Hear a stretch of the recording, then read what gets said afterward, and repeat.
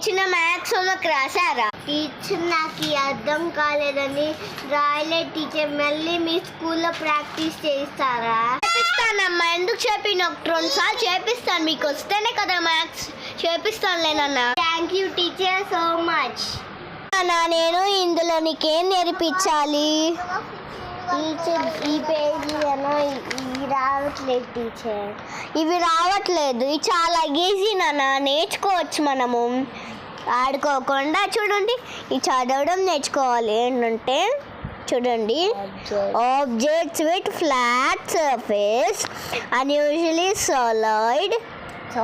A box can be made to slide up or down a sloping face. Okay, it can also slide on flat surface.